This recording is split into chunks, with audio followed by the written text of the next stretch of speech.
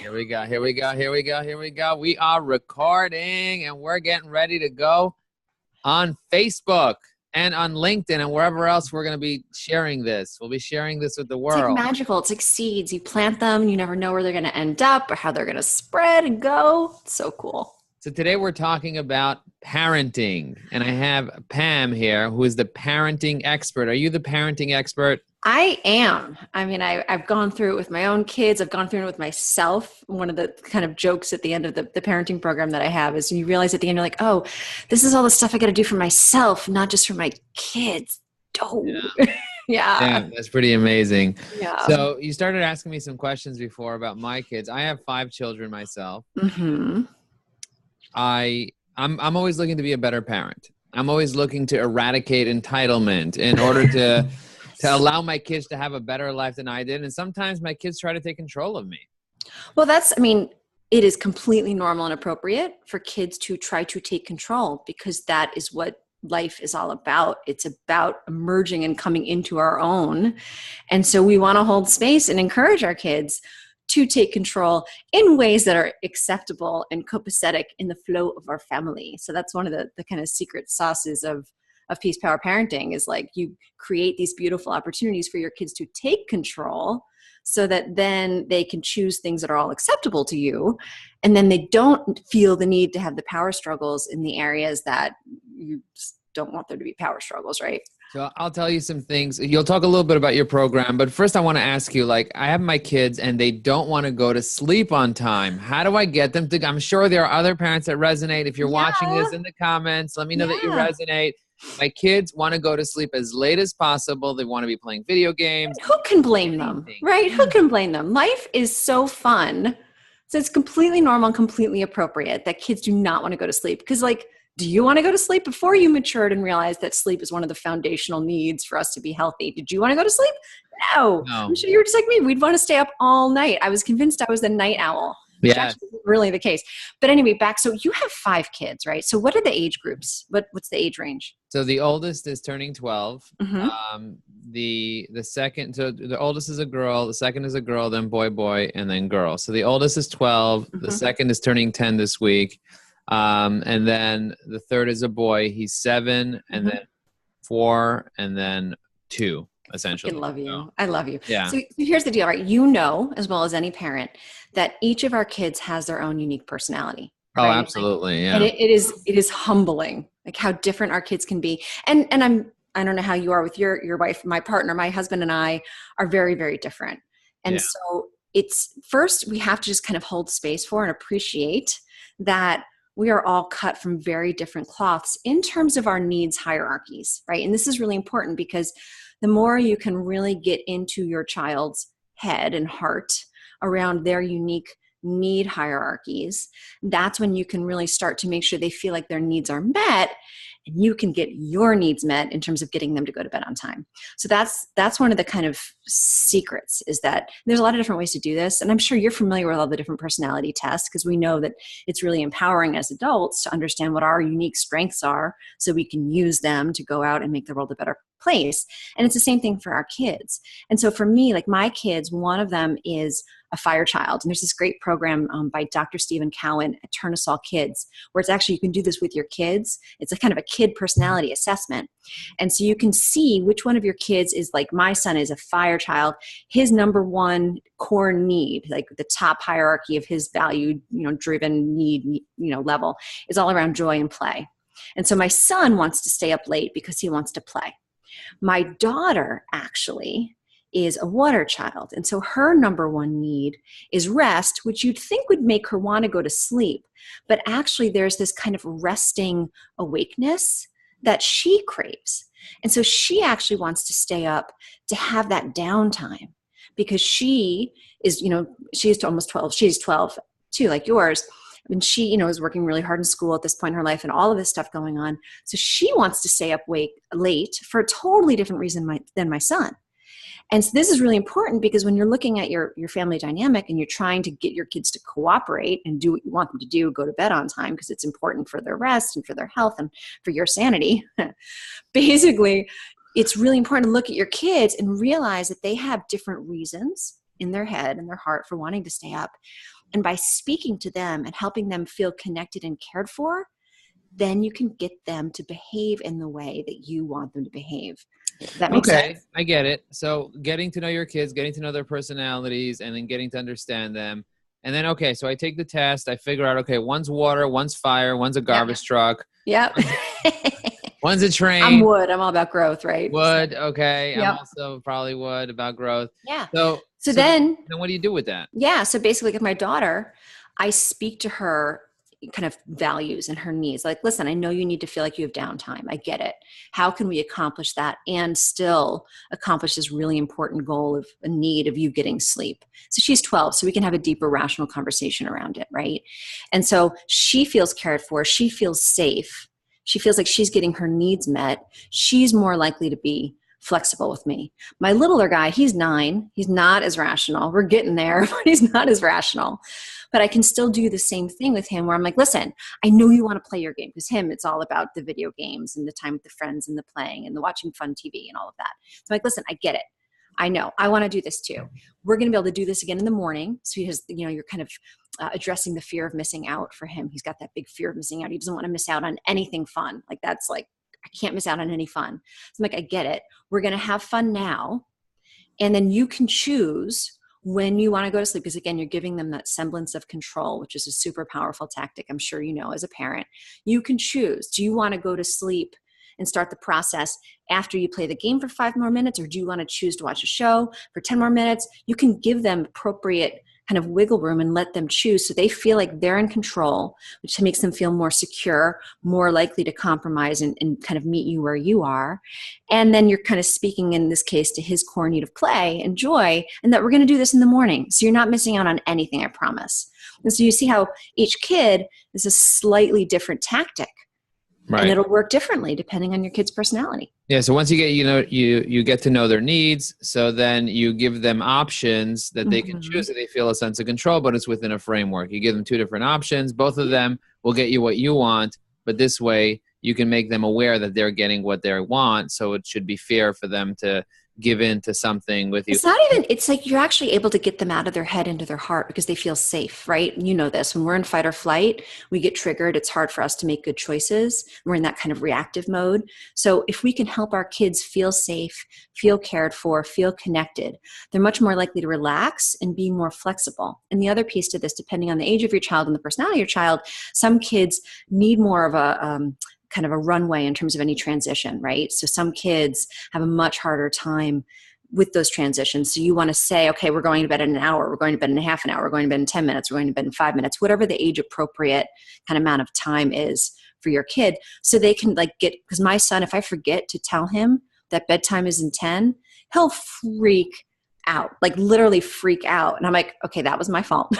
I'll be like, yes, that was my fault that I didn't give you more notice, because I know him, right? I mean, and hopefully over time he's going to be less sensitive and more flexible. Do you use a timer like this one where you set 10, like you said? So that's an awesome, awesome tool. I actually don't use that at this point in my kids' life because they're old enough that, like, that's when they were younger. I absolutely used a tool like that because it's helping them kind of cognitively make sense of time and transitions and what's coming next, so they feel more secure. At the end of the day, if we can help our kids feel secure, feel connected and worthy of love, and feel like they have some control and freedom, that is gonna really put the water out on all the fires. Like, it really changes the whole name of the game.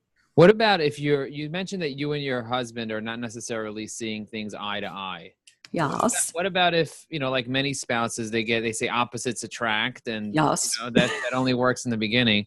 Yes. And then when you have your kids and then you each have your own way of doing things, like for me, I do things like the wood, right? Like I want growth and I want to do things the better way. My wife wants to do things the right way. She's like, there's certain things that have to be done. She's probably gold. She's probably gold. Like my husband is gold, and wood and gold have opposite need hierarchies. We need to grow, and gold needs grace and stability. And it's like, well, makes sense why we're challenging each other, which is awesome because it makes us become more and more skillful in dealing with our stuff and having a healthy relationship. But yeah, I mean, in those cases, it's super important for you to figure out with your partner the kind of communication skills that I talk a lot about in Peace Power Parenting, because we need to be doing the same thing with our partner. Like, hey, I know that you really need kind of the stability and the calmness and all of that, and I get that, and I'm going to make sure you have that. And I need to make sure that we keep improving our game, stepping it up in terms of how we're parenting the kids. So let's like figure out what's work. Let's look what maybe we should family meeting, once a month.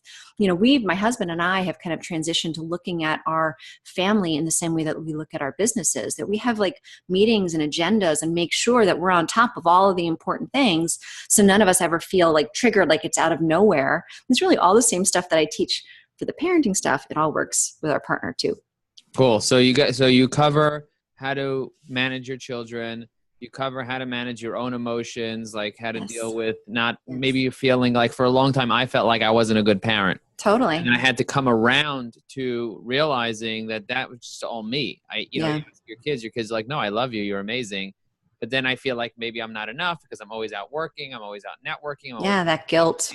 Yeah. So what do you tell parents that feel like they're not giving their kids enough and they want to give their kids better, or parents that are afraid they're going to ruin their kids? Totally. So the first week, all I cover is finding kind of those inner skills to be calm and be centered and be clear. And we talk about things like guilt, like how do you deal with guilt in a healthy way, explaining the difference between appropriate and healthy guilt, which is, I have an opportunity to do something in a different way next time to try to get a better result, versus the inappropriate, unhealthy guilt where we don't really have a sense of how we can do it differently next time. We just feel like something is out of alignment and we feel guilty. And it's half the time, it's really inappropriate guilt because there was nothing that was actually in our control in the first place.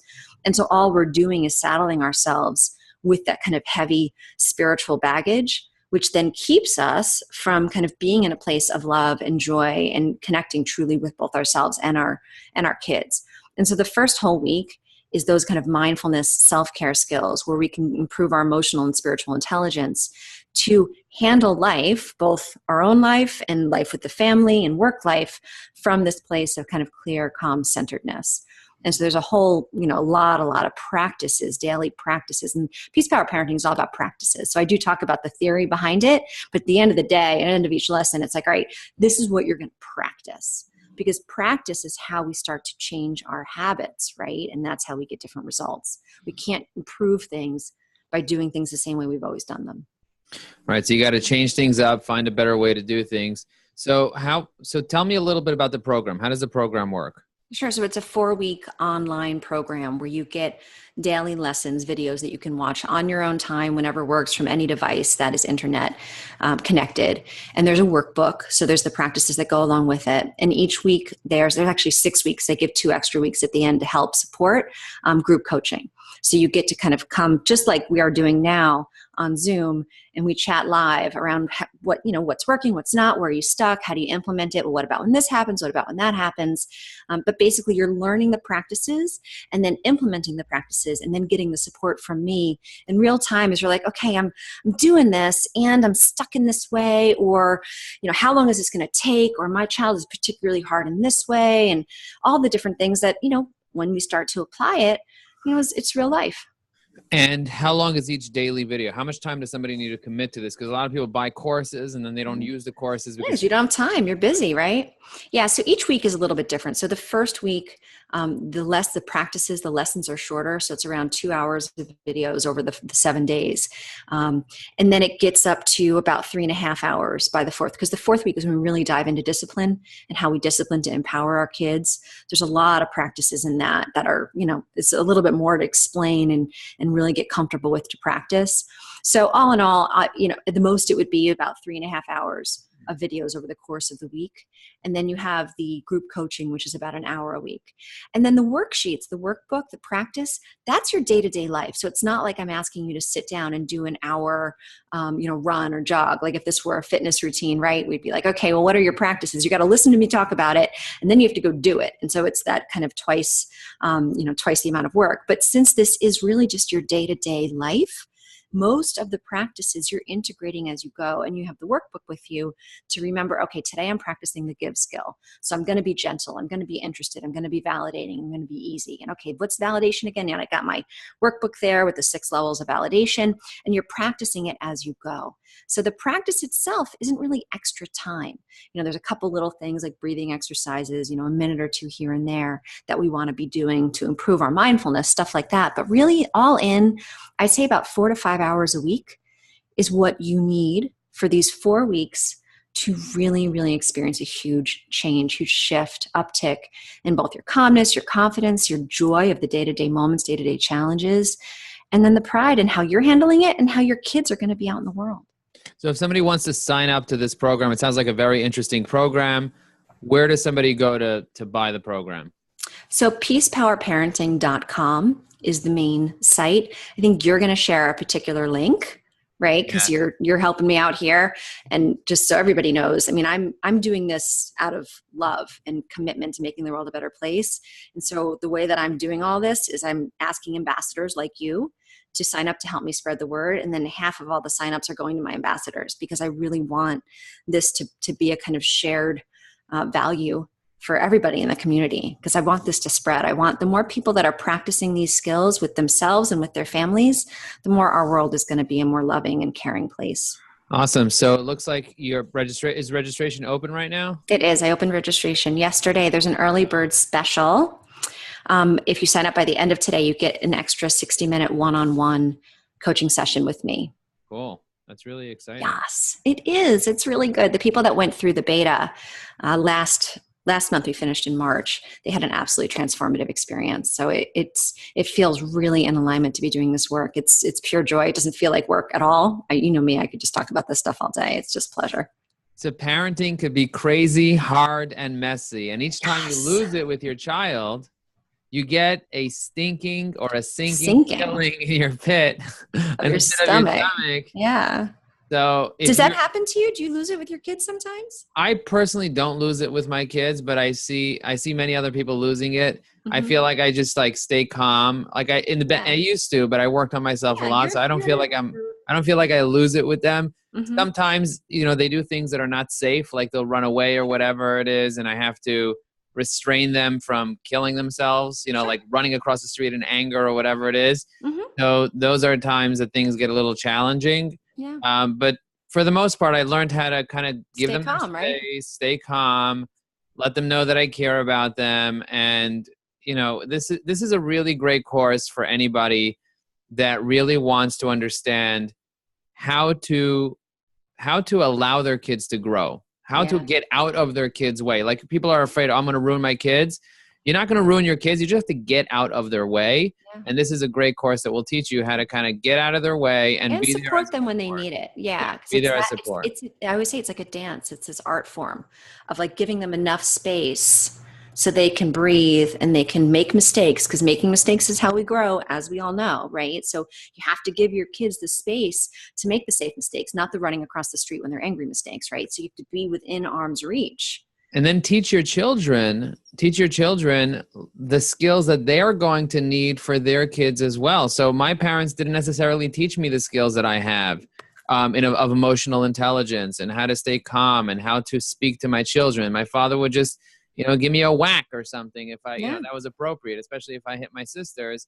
He would restrain me and hit me and hit me and hit me until I apologized. Yeah. That was the way that people did things in the past. Like my teachers used to hit me. They used to tell me, put your hand on the table, and they used to whack my hand with a ruler because I didn't do my homework or something like that. Like they used to hit you. Yeah. And then that's how things were accepted, but that's how you bring up children that end up being violent when they get older. So for me, I had to learn okay, how do I bring that peace? How do I give that power in the relationship and still be a responsible parent? So it sounds like a really awesome program. Thank you for doing this. Thank you for putting it together. And if anybody wants to find out more information, I'm going to post a link in the description to it with exactly how to get it.